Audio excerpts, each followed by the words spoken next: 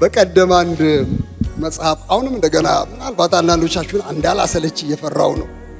ወደ መልእክቱ ገና ገባ ነው። ዛሬ ነው ግን ጨርሰው። አንድ ስለ መሪነት የተጻፈ መጽሐፍ አግኝቼ በሱ ላይ ስገረም ነበረ። ሰውየው ምን ይላል?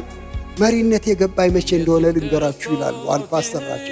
ከአገልግሎት አገልግዬ አሜሪካዊ ናቸው። ከሎስ አንጀለስ ከተማ ወደ እኔ ስቴት ለመሄድ እየነዳሁ ነበረ። ወደ አውሮፕላን ማረፊያ እየነዳሁ ነበረ።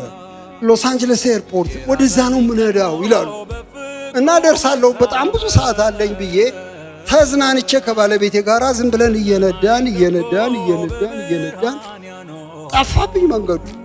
እንዲህ የት ጋ ነው ኤርፖርቱ ማለት ጠፋብኝ። ግራ ገባኝ ምን እንደማረግ። በኋላ ግራ ሲገባኝ ምን ለማድረግ ሞከርኩኝ።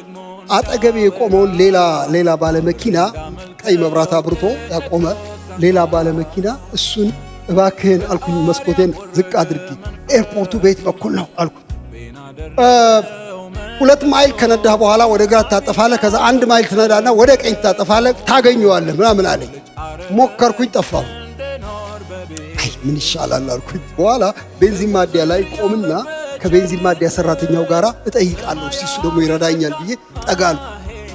ለመናገር ስሞክር እሱ እንግሊዝኛ አይሰማም፣ እኔ ደግሞ ስፓኒሽ አልሰማም። ስፓኒሽ ነው የሚናገረው። በቃ ግራ ተገባባል። ትቼው እሱን መኪና ውስጥ እንደገና ዘልዬ ገብቼ መንዳት ጀመርኩ። ግራ ግብታለኝ። ከዛ አውሮፕላኖቹ በሄዱበትን አቅጣጫ ለማየት ሞከርኩኝ ምናልባት ብዬ። ግን ሎስ አንጀለስ በጣም ትልቅ ከተማ ነው፣ ስንት አውሮፕላን ነው የሚበሩ። በቃ ጠፋው። ሰዓቱ ደግሞ ደረሰ። ማረገው ግራ ገባኝ። በኋላ እንደገና መብራት አስቆመኝ። መብራት ሲያስቆመኝ አሁንም መስኮቴን ዝቅ አድርጌ እባክህን የት እንደምገባ አላቅም፣ ሰዓት ረፍዶብኛል፣ የኤርፖርቱ የት ነው አልኩት። አጠገቤ ያለው በኋላ ምንም አላለኝም። ጀስት ፎሎ ሚ አለኝ። ፎሎ ሚ ተከተለኝ በቃ አለኝ። እሺ ሌላ ምን ምርጫ አለኝ?